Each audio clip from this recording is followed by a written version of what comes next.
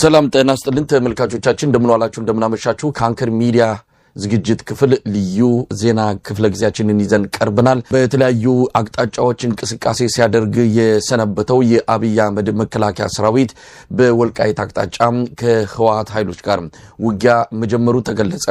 ዛሬ ሌሊት የተጀመረው ውጊያ ሸረሪና በተባለው አካባቢ እንደሆነም ተመልክቷል። በዛሬው ዕለት ምን ተፈጸመ ምን ተደረገ ያሉትን መረጃዎች በዝርዝር ለእናንተ ልናካፍላችሁ ከጋዜጠኛ ሙልጌታ አንበርብር ጋር ተገኝተናል። አብራችሁን በመቆየት ዝግጅታችን እንድትከታተሉ ግብዣችን ነው። መልካም ጊዜ።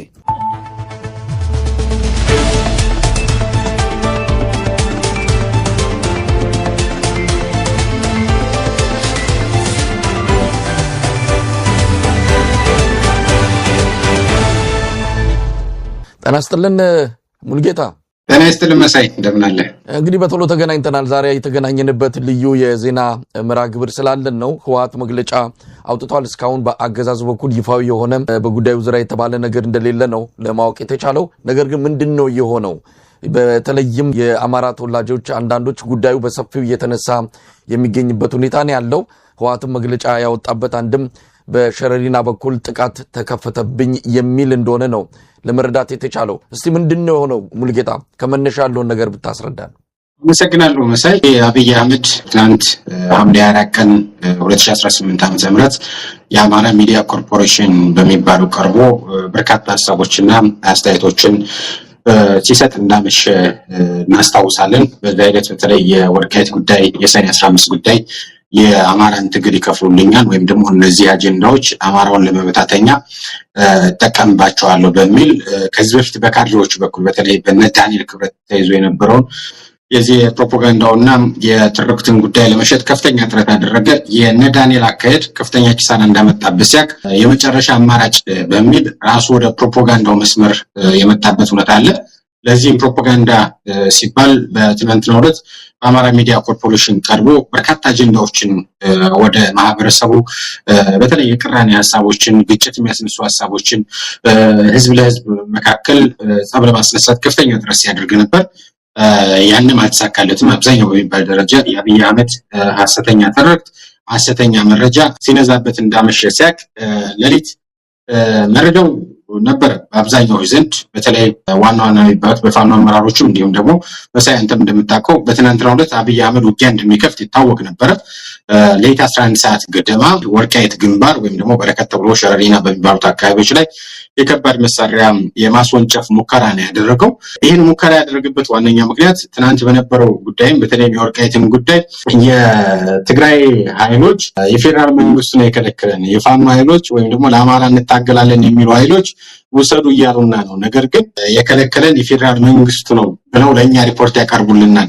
እኛ ደግሞ ይህን ጉዳይ በህዝበ ውሳኔ ካልሆነ በስተቀር አንደኛው ጉልበት ሲያገኝ ሌላኛው እየተነሳ የግጭት ማዕከል ሆኖ መቀጠል የለበትም በሚል ሐሳብ ለመሸጥ ሙከራ አድርጓል። በትግራይ በኩል ያለው ጥያቄ ፌደራል መንግስት ስርዓት ውስጥ በትግራይ ክልል ይተዳደር ነበር። በጦርነቱ ምክንያት ነው ያንን ቦታ ያጣ ነው። አሁን ደግሞ ለአማራ ህዝብ ህልውና እንታገላለን የሚሉ ኃይሎች ሁሉ ውሰዱት፣ አብረናችሁ እንዋጋለን፣ ይገባችኋል እያሉን ነው። እየከለከለን ያለው የፌደራል መንግስት ነው። የፌደራል መንግስት ከዚህ ጉዳይ ራሱን ቢያወጣ እኛ በማንኛውም መንገድ በኃይልም ይሁን በሰላም ቦታችንን እናስመልሳለን።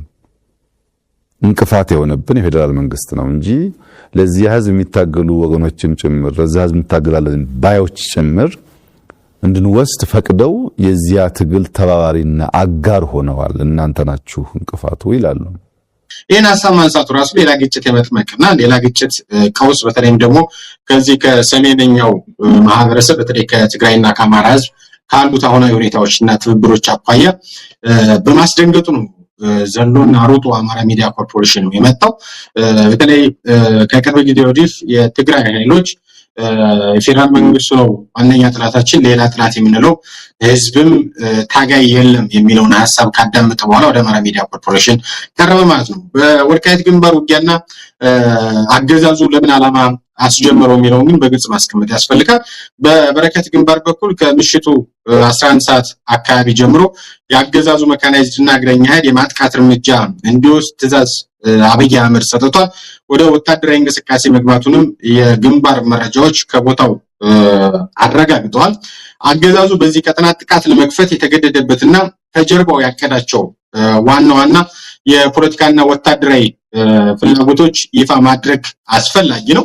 በመጀመሪያ ደረጃ የስርዓቱ መሪ አብይ አህመድ በአማራ ሚዲያ ኮርፖሬሽን በኩል ስለ ወልቃይት ያነሳው አጀንዳ ከተሸፈነ በኋላ ገዢ ካጣ በኋላ ህወሓትን በወልቃይት በኩል በመተንኮስ የአማራን ህዝብ ስሜት በመቀስቀስ ለጦርነቱ ተሳታፊ ለማድረግ ያለመ አጀንዳ ይዞ ነበር። ሁለተኛው ዓላማ ህወሓት በወልቃይት ግንባር በኩል እንድትገባና ቦታውን እንድትይዝ ሁኔታዎችን በማመቻቸት አገዛዙ ስልጣኑን ለማስጠበቅና ለመደራደር እንዲያስችለው የታለመ ሴራ ነው። እንግዲህ ይሄን መረጃ ስናጋራ ከዚህ ቀደም ከነበሩት ከአብይ ፍላጎቶች አኳያ ከዛ በተጨማሪ ደግሞ ትናንት አማራ ሚዲያ ኮርፖሬሽን ላይ ቀርቦ ሲናገር የነበረው ህዝብ ለህዝብ ለማጋጨት ሲሄድበት የነበረውን ርቀት ታሳቢ በማድረግ ነው። ከዛ በተጨማሪ ደግሞ መሬት ላይ ካሉት ተጨባጭ መረጃዎች በመነሳት ነው። ሶስተኛ ዓላማው ደግሞ ጥቃቱ የተከፈተበት ቀጠና የኤርትራና የሱዳን ሰራዊት የሚገኙበት አጎራባች ስፍራ በመሆኑ ቀጠናዊ ጦርነት በመክፈት በዚያው ምስቅልቅል ውስጥ በመሸሸግ በተራዘመው ጦርነት ራሱን ለማትረፍ የተወጠነ ስልት ነው። በረከት የሚባለው ይሄ እንግዲህ አማካኝ የሆነ ቦታ ነው። ከዚህ አካባቢ ላይ ትንኮሳ ማድረግ የሱዳን ኃይሎችም ወደ አብይ አህመድ እንዲተኩሱ፣ የህወሓት ኃይሎችም ወደ አብይ አህመድ እንዲተኩሱ፣ የኤርትራ ኃይሎችም ወደ አብይ አህመድ እንዲተኩሱ በማድረግ ቀጠናውን ዓለም አቀፍ ይዘት በማድረግ በተለይ ከደጋፊዋ ከአረብ ኤሚሬት ከፍተኛ ገንዘብና በጀት ለማስመደብ የድሮን ተተኳሽ በከፍተኛ ሁኔታ እንዲቀርብለት ማድረግና ከዛ በተጨማሪ ደግሞ የህወሓት ኃይሎች የኤርትራ ኃይሎችና የሱዳን ኃይሎች በጋራ ተባብረው እየወጉ ነው የሚል ለዓለም አቀፉ ማህበረሰብ ሪፖርት ለማቅረብ ታሳቢ ያደረገ ነው። ነገር ግን አብይ አህመድ ያደረገውን ትንኮሳ በተለይ የኤርትራ ኃይሎችና የሱዳን ኃይሎች ትንኮሳ መሆኑን በተለይም ደግሞ ስቦ ለማስገባት ቀጠናዊ ጦርነት ለማድረግ እንደሆነ ስላሰቡ ወይም ደግሞ ስለተረዱ ምንም አይነት ተኩስ እንዳላደረጉ ከቦታው ያገኘነው መረጃ ያመለክታል። የህወሓት ኃይሎችም እንደዚሁ የተደረገባቸውን ትንኮሳ የመመለስና እንዲሁም ደግሞ ተስቦ ያለመግባት በአብይ አህመድ መንገድ በአብይ አህመድ እቅድ ያለመሄድ ከፍተኛ ፍላጎቶች እንዳሉ ታውቋል። እንግዲህ በተለይ የህወሓት ኃይሎች ጦርነት ይከፍቱብኛል ብሎ ያሰበው አብይ አህመድ በአፋር ግንባር በተለይ የሚሌ መስመር ከዛ በተጨማሪ ደግሞ በራያና በሰቆጣ ግንባር ከዛ በተጨማሪ ደግሞ በዚህ በቤንሻንጉል ጉምዝ ግንባር ጦርነት ይከፍቱብኛል ያደርጉብኛል የሚል እቅድ ስለነበረው ስለዚህ በዚህኛው አቅጣጫ ከመክፈታቸው በፊት ወልቃይት አቅጣጫ ትንኮሳ አድርግና ከዛ ህወሓት ነው ሙከራ ያደረገብኝ በሚል ቀሪውን የአማራ ማህበረሰብ የኢትዮጵያ ህዝብ ከጎን አሰልፋለሁ የሚል የቺድ ስልት ወይም ደግሞ ተሳሳተ እቅድ በመያዝ በዚህኛው አቅጣጫ የመሞከር ፍላጎት ነበር። ነገር ግን አብይ አህመድ ባሰበው ልክ አልሄደም።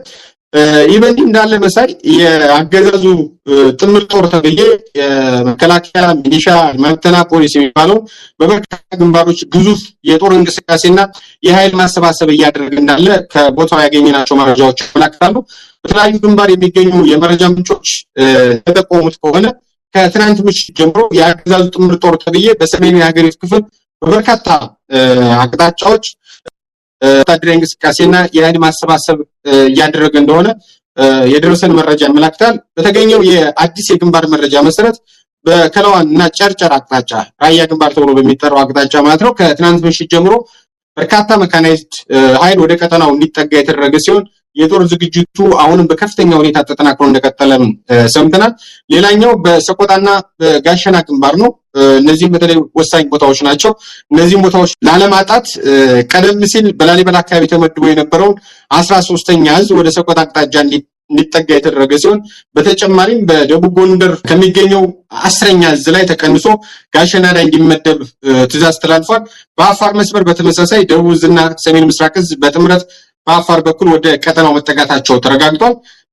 እነዚህ አዳዲስ የኃይል እንቅስቃሴዎች አገዛዙ ሰፊ ወታደራዊ ዘመቻ ለማካሄድና ቀጠናውን ወደ አዲሱ ጥረትና ከፍተኛ የሆነ ደም ማፋሰስ ለማስገባት ያደረገው ከፍተኛ ዝግጅት እንደሆነ ከቦታ ያገኘናቸው መረጃዎች እንግዲህ ጎጃም ከተማ ሲንቀሳቀስ የነበረው 6ኛ ህዝብ የሚጀምረው ብርሃኑ የሚመራው ከ102ኛ ኮር በስተቀር አብዛኛው ኃይል ወደ ምዕራብ ወሎ ግንባር አብዛኛውን በሚባል ደረጃ ወደ ወሎ ቀጠና ወደ 6 ህዝብ የሚጠጋ 6 ህዝቦችን ወደ ወሎ ቀጠና አስገብቷል። ሌሎች ቦታዎችንም እንደዚህ አዳዲስ ግንባር ለመክፈት አዳዲስ ጫና ለማድረግ ከፍተኛ ጥረት እያደረገ ነው።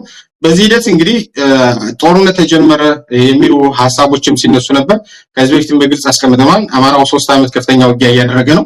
የአፋብን የህዝብ ግንኙነት መምሪያ ኃላፊም እኛ አዲስ የምንጀምረው ጦርነት የለም፣ ነገር ግን አዳዲስ ግንባሮች ይኖራሉ እንደሚለው እያወራን ያለነው ከነዚህ ግንባሮች አኳያ አብይ አህመድ አዲስ ግንባር በተለይ ከህወሓት ኃይል ጋር ብቻ ሳይሆን ከኤርትራም ጋር ከሱዳንም ጋር ከፍተኛ ደም መፋሰስ የመፈለግ አዝማሚያ እንዳለው በግልጽ ማስቀመጥ ያስፈልጋል። ይሄ ትከሻ መለካኪያ ልንለው እንችላለን ወይስ ይፋዊ የሆነ ምናልባትም ሲጠበቅ የነበረው ህወሓትና ብልጽግናው አገዛዝ ወደ ሙሉ ጦርነት ይገባሉ እየተባለ ሲገለጽ ቆይቷል? ያ ጦርነት ነው ዛሬ ተጀመረ የሚባለው ወይስ ትከሻ መለካኪያ የሚባለው? በተለይ አብይ አህመድ በአማራ ማስ ሚዲያ ቀርቦ ያንን ነገር ከተናገረ በኋላ ምን ሊያደርግ እንደሚችል በቀላሉ ግምት መውሰድ ችለን ነበረ። ብዙ ሰዎችም ያሉት አብይ አህመድ ምናልባት በወልቃይት በኩል ጦርነት ሊከፍት ይችላል፣ ምክንያቱም ዋና ተልዕኮ የአማራን ህዝብ ከጎኑ ማሰለፍ ነው። ያን ሁሉ ነገር ሲናገር የነበረው የአማራን ህዝብ ልብ አሸፍታለሁ ብሎ ነው። በዛ ስሌት መሰረት አብይ አህመድ ያንን ጦርነት ጀመረ ብለን ልንገልጽ እንችላለን ወይስ እንደው ትከሻ እየተለካካ ነው? ሰኔ 18 ቀን 2018 ዓ.ም እስከ ሰኔ 30 የሚል አዲስ ዘመቻ ወጆ ጎጃም ላይ በተለይ ደጋዳሞት ጮቄ የሚል ከፍተኛ በእነ መሐመድ ተሰማ በእነ ሜጀር ጀነራል ብርሃኑ ጥላሁን ከፍተኛ የሆነ የትንኮሳ እንቅስቃሴ ሲያደርግ ነበር። ይሄን ማነሳው ዝም ብዬ አይደለም፣ ወልቃይት ላይ ያደረገውን ነገር በግልጽ ለማስቀመጥ አጋዥ ስለሚሆን እንግዲህ በዛ ሂደት በተለይ የፋኖች ኃይሎች እቅድ እንዳይኖራቸው በራሳቸው እቅድ እንዳይመሩ እሱ በሚመራው እሱ በሚያቀደው ስትራቴጂና በተለይም ደግሞ በራሱ እቅድ እንዲመጡለት የማድረግ አዝማሚያ ነበር። ያን ማጥሳካለትም በኤአይ ያሳመረ ጮቄ ተራራን ተቆጣጠርን የሚል ከፍተኛ አጀንዳ ሲያደርግ ነበር። ቅድም በመግቢያ ላይ የህወሓት ኃይሎች ጦርነት ይከፍቱበታል ብሎ ያሰበው አብይ አህመድ በራያ ግንባር፣ በሰቆጣ ግንባር፣ በአፋር ግንባርና በቤንሻንጉል ጉሙዝ ግንባር የሚል መረጃ አለ። በወልቃይት በኩል የህወሓት ኃይሎች አይመጡም የሚል ግምገማ አለ በአንዳንድ ኃይሎች ዘንድ። አብይ አህመድም በወልቃይት በኩል ህወሓቶች አይመጡም የሚል ግምገማ አለው። ስለዚህ በወልቃይት በኩል ትንኮሳ ላድርግና የህወሓት ኃይሎችን ስቤ ወልቃይት በማስገባት የአማራውን ኃይል በተለይም ደግሞ በዚህ በወሰንና በማንነት ስልስልብ ያለው የአማራ ኃይል በብዛት እንዳለ ይታወቃል። አብዛኛውም በወሰንና በማንነቱ እንደማይደራደር ቀይ መስመሮች እንደሆኑ ይታወቃሉ። ስለዚህ እዚህ ላይ ስቤ በማምጣት ከአማራ ኃይል ከፍዬ ወስዳለሁ የሚል እቅድ ነበረው። ያንን እቅድ ለማሳካት ብልጽግና የጀመረው ትንኮሳ እንደሆነ ልክ እንደ ሰኔ 18 2018 በፋኖች እንደጀመረው በተመሳሳይ በወልቃይት የማድረግ አዝማሚያ። በነገራችን ላይ እዚህ ላይ ብልጽግና ይሄን ነው ያደረገው ስንል የህወሓት ኃይሎችም በእንደዚህ አይነት ሁኔታ ውስጥ በተለይ ወደ ወልቃይት መስመር እንገባለን ብለው ቢያስቡ አሁን ባለንበት ነባራዊ ሁኔታ አጋርነት ትብብር በሚባልበት ደረጃ ወሰንና ማንነት ወይም ደግሞ ወልቃይትን ማዕከል ያደረገ ጠለምትን ማዕከል ያደረገ የፖለቲካ እንቅስቃሴ እናደርጋለን ቢሉ የመጨረሻ የፖለቲካ ሞት እንደሚያውቁት ያውቃሉ። ከዛ በተጨማሪ እነ ኮሎኔል ደመቀ ዘውዱ እነ ፕሮፌሰር ዳኛቸው አሰፋ እንደሚደሰኩሩት አይደለም። የፋኖ ኃይሎች ትናንት አብይ አህመድ ምን ሲል ሰማነው? የአማራ ኃይሎች ወይም ደግሞ ለአማራ እንታገላለን የሚሉት ወልቃይት እንድንወስድ ፈቅደውልናል፣ ነገር ግን የከለከለን የፌደራል መንግስቱ ነው እያሉ የትግራይ ኃይሎች እኛን ይከሳሉ የሚል መረጃ አጋርቷል። ይሄ ዝም ብሎ በቀላል የሚታይ ጉዳይ እንዳልሆነ በግልጽ ማስቀመጥ ያስፈልጋል። ይሄን እያለ ያለበት ዋነኛ ምክንያት በትናንትናው ዕለት ለሊት 11 ሰዓት ላይ ያስጀመረው ትንኮሳ አንደኛው ተከትላ ክፍል እንደሆነ ግን በግልጽ ማስቀመጥ ያስፈልጋል። ከዛ በተጨማሪ ይሄን የኃይል መፈታተሽ ልንለው አንችልም። መሳይ የኃይል መፈታተሽ አይደለም። ምክንያቱም የተለያዩ ግንባሮች ተመረጡ ግንባሮች እንዳሉ ይታወቃል። ብልጽግና እኮ በምዕራብ ጎንደር በኩል ወረራ ሊፈጸምባቸው ነው በሚል ለፋኖ ሳይቀር ዶክመንት አዘጋጅቶ እኮ በራሱ ሰዎች አጋርቷል። አንዳንድ መረጃዎችን ይፋ ማናደርጋቸው ስለማይጠቅሙ ነው ነገር ግን ዶክመንት አዘጋጅቶ በዚህኛው በኩል ይገባሉ፣ በዚህኛው ያደርጋሉ። የጠለምትን፣ የወልቃይትን፣ የበረሃትን ሌሎችን ቦታዎች በግልጽ በማስቀመጥ እንደዚህ አይነት ሙከራዎችና አዝማሚያዎች ይታያሉና የኃይል መፈታተሽ ልንለው አንችልም። ብልጽግና ልክ ፋኖችን ትንኮሳ እንዳደረገው ራሳቸውን እቅድ እንዳይመሩ ሙከራ እንዳደረገው ሁሉ የህወሓት ኃይሎችን በራሳቸው እቅድ እንዳይመሩ የማድረግ እንቅስቃሴ እንደሆነ በግልጽ ማስቀመጥ ያስፈልጋል። ምናልባት አሁን ያለበት ሁኔታ ይታወቃል። የመስፋፋት ነገር አለው። ህወሓት ጦርነቱን ጀምሮት ቢሆን ዓላማው በዋናነት በአብይ አህመድ በኩል የተፈለገው የአማራን ህዝብ ከጎኑ ማሰለፍ፣ በአማራና በትግራይ መሃል ይመጣል የተባለውን አንድነት ወይም ደግሞ እየተሰራ ያለውን ትብብር ለማደፍረስና ለማሰናከል እንደሆነ ይታወቃልና ህወሓት ገፍቶ ሄደዋል ወይ? እንግዲህ ወራሪ ከሆነ ህወሓት ትንኮሳ አድርጎ ወልቃይትን ለመያዝ ካቀደም እንደው ጦርነቱ ገፋ ብሎ ወደ ወልቃይት ወደ ውስጥ የዘለቀበት ሁኔታ አለ ወይስ እዛው የተባለበት ቦታ ብቻ ነው ውጊያ እየተደረገ ያለው? እንግዲህ አብይ አህመድ ለይስ ትንኮሳ ካደረገ በኋላ ውጊያው አልተስፋፋም። የከባድ መሳሪያ ልውጦች ነበሩ፣ የክላሽ ውጊያ እንደነበረም ሰምተናል። ነገር ግን ውጊያው እንዳልተስፋፋ ታውቋል። አንደኛ ህወሓት ቀዳሚ ተኳሽ ቢሆን ኖሮ ወይም ደግሞ ውጊያውን ቢጀምር ኖሮ በአንድ ግንባር እንደማይጀምር ይታወቃል። በርካታ ግንባሮች አሉት። ራያ ግንባር ከፍተኛ የሆነ ኃይል ያለው የህወሓት ኃይል አለ። በሌሎችም ግንባሮች እንደዚሁ በተመሳሳይ እነዚያ ጭምር የሚጀመሩበት ነበር። አንደኛው በጣም አስቂኝ የሚያደርገው በአንድ ግንባር ብቻ ህወሓት ጦርነት ሊከፍት አይችልም። ከዚህ በፊትም ያየነው በሰሜኑ ጦርነት ጊዜ በአንድ ግንባር አይደለም ሲዋጋ የነበረው፣ በተለያየ ግንባር ነው ሲዋጋ የነበረው። ይህን ሾርት ሜሞሪ እንዳለን እነዛ ምን መስለው ይመስለዋል እና በዛ በኩል ሙከራ አድርጎ ከዛ በኋላ ውጊያው የቆመ በተለይም ደግሞ ፌደራል መንግስቱ እንደተቆጣጠረው ከዛ በተጨማሪ ደግሞ አንዳንድ የፖለቲካ ዘገምተኞች ከአብይ አህመድ ጋር ውሎና ዳራቸውን ያደረጉ በአማራ ስም የሚምሉ ለወልቃይት ብቸኛ እኛን ተቆርቋሪ የሚሉ ኃይሎች ደግሞ በዚህ ፕሮፓጋንዳና እንቅስቃሴ ውስጥ በሰፊው እያስተዋል እንገኛለን። በነገራችን ላይ እንደው ወደ ኋላ እንነሳው እንችላለን። እነዚህ ኃይሎች እንደው ቆም ብሎ ቢያስቡ ማለት እንፈልጋለን። ምክንያቱም አሁን ላይ የወልቃይትን ጉዳይ፣ የራያን ጉዳይ፣ የጠለምትን ጉዳይ፣ ሌሎቹንም ጉዳዮች በተመለከተ ከፋኖ በላይ የሚቆረቆርለት የለም። ፋኖ የወጣበት ዋነኛው ምክንያት የአብይ አህመድ አገዛዝ ለኛ ይጠቅመናል፣ የወሰንና ማንነት ጉዳያችን ምላሽ አይሰጠንም። ስለዚህ በአግባቡ ራሳችን አደራጅተን ተቀናጅተን ልናስከብር ይገባል ብሎ የወጣውን ኃይል ለህወሓት ርስት ሻጭ ርስት አስመላሽ የአብይ አህመድን ቃል አምነው የአብይ አህመድን የአማራ ሚዲያ ኮርፖሬሽን ንግግር ሊተነትኑልን የሚፈልጉ በርካታ ኃይሎች አሉ። ይሄ በጣም አስቂኝ ነው፣ አስነዋሪም ነው። በነገራችን አማራ የህልውና አደጋ ገጥሞታል እየተባለ አማራ በሁሉም ግንባሮች ከፍተኛ ጫና አለበት እየተባለ ነገር ግን ከዛ በተቃራኒ መልኩ ከፍተኛ ጫናዎች በአማራ ኃይሎች በተለይም ደግሞ በፋኖ ኃይል ከፍተኛ ጫና ለማድረግ ሙከራ እየተደረገ ነው። ይሄ ብልጽግና መንገድ ነው። ይሄ ብልጽግና አጀንዳ ነው። ይሄ ብልጽግና ስልታዊ መንገድ እንደሆነ ስትራቴጂም ነድፎ የሚንቀሳቀስበት እንደሆነ ግን በግልጽ ማስቀመጥ ያስፈልጋል። በወልቃይት በኩል ያለው ነባራዊ ሁኔታ አሁን ላይ ምንም በሚባል ደረጃ ተኩስ እንደሌለ ከቦታው ያገኘሁት መረጃ ያመለክታል። ሙሉጌታ እንግዲህ ነጠብጣቦችን ገጣጥሞ አንድ ስዕል ማየት የሚቻል ይመስላል። አብይ አህመድ ለረጅም ጊዜ ስጋት ላይ ነበረ። ጽምዶም ትብብርም የትኛውም ስም ይሰጠው እነዚህ ኃይሎች ተባብረው ከመጡ ከፍተኛ የሆነ የህልውና አደጋ ብልጽግና ይገጥመዋል የሚል በወታደራዊ ጀነራሎቹም በፖለቲካ አመራሮችም ሲገለጽ ነበረ። ያንን እንዴት ማኮላሸት አለብን የሚለው ስትራቴጂንም እንደዚሁ በየጊዜው ፍንጩን እያገኘን እኛም ስናጋለጥ እንደነበረ የሚታወስ ነው። አሁን ምክክር የሚሉት ቲያትር አዲስ አበባ ላይ እየተከናወነ ጦርነት ደግሞ ከፍቷል። ራሱ ነው የከፈተው። ምናልባት አንዳንዶች እንደሚሉት የምክክር ጉባኤውን ውሃ በላው፣ ውሃ ቸለሰበት ነው የተባለው። ይሄ በዓለም አቀፍ ደረጃ ለአብይ አህመድም ገጽታ መጥፎ እንደምታ እንዳለው ነው የሚገለጸው። ምክንያቱም ጦርነት እያካሄድክ በዚህ በኩል ምክክር ልታደርግ የምትችልበት ምንም አይነት ምክንያታዊ የሆነ ነገር ልታቀርብ አትችልም። ለማንኛውም የአብይ አህመድ እቅድ የአማራውን ህዝብ ጎትቶ እዚህ ጦርነት ውስጥ ማስገባትና ከህወሓት ከትግራይ ኃይሎች ጋር ማጋጨት እንደሆነ ይታወቃል። አንዳንድ እንቅስቃሴዎችንም እያየን ነው። በተለያዩ የአማራ አካባቢዎች አፈሳ ተጀምሯል።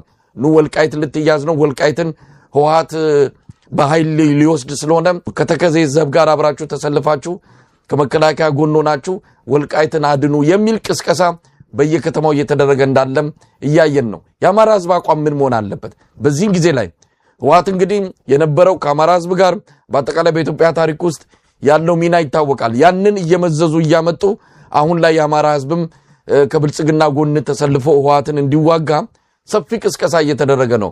ይሄንን ደግሞ በፊት አውራሪነት ከሚያደርጉት አንዱ የአማራ ተወላጅ የሆኑ በተለይም ደግሞ ከወልቃይት ጉዳይ ጋር በተያያዘ ሌላ ምንም ነገር የማይታያቸው ይሄ ብቻ የሉና ጉዳይ አድርገው የወሰዱ ብዙ የፖለቲካ ሰዎችም አሉ፣ አክቲቪስቶችም አሉ። የአማራ ህዝብ ሚና ምን መሆን አለበት በዚህ ወቅት ላይ? አመሰግናለሁ መሳይ፣ ጥሩ ጥያቄ ነው ያነሳልኝ። የአማራ ህዝብ እንግዲህ አሁን ላይ የህልውና አደጋ ገጥሞኛል ብሏል። ስለዚህ የህልውና አደጋ የገጠመው ማህበረሰብ ከህልውናው የሚበልጥ የትኛውም አይነት አጀንዳ እንደሌለ በግልጽ ማስቀመጥ ያስፈልጋል። ያ ሲባል የአማራ ህዝብ ጥያቄዎች፣ የአማራ ህዝብ ቀይ መስመሮች ይጣሱ ማለት አይደለም። ከዛ በተጨማሪ ግማሽ የፋኖ ደጋፊ መሳዮች ነገር ግን የብልጽግና አማራዎች የአብይ አማሮች በርካቶች የሚጋሩት ሐሳብ ነው። አሁን በተጨባጭ እያየነው ያለነው ጉዳይ ይሄ ነው። የአብይ አማሮች በከፍተኛ ሁኔታ የወልቃይት ጉዳይ የአማራ ጉዳይ ሳይሆን የአንድ ሰፈር ያውም ደግሞ የአንድ አካባቢ ያውም ደግሞ የሆነ የጠባብ ቡድን እንዲሆን ለማድረግ በከፍተኛ ስራ ይሰራ ነው። ይሄ አገዛዙ ሴራ ነው። በዚህ ጉዳይ ላይ በእንደዚህ አይነት እንቅስቃሴ እየተንቀሳቀሱ ያሉ ሰዎችን ተው ማለት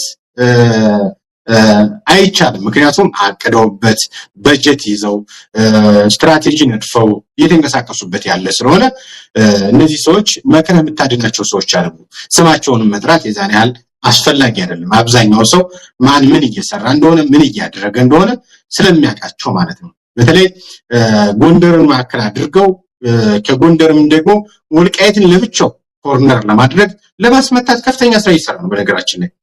ከዛ በተቃራኒ ደግሞ ሌሎችም በተመሳሳይ የወልቃይት ጉዳይ እንደዚህ የሚያጎኑት አክቲቪስቶች ለብልጽግና ተቀጣሪ የሆኑ ኃይሎች እንደሆኑ ባለመረዳት እንዲሁም ደግሞ አንዳንድ ጊዜም የአማራ ህዝብን ዋና ምሰሶዎች የሆኑትን እንደ መበሻሸቂያ በመቁጠር በርካታ ሐሳቦች ሲረጩን ይታያል።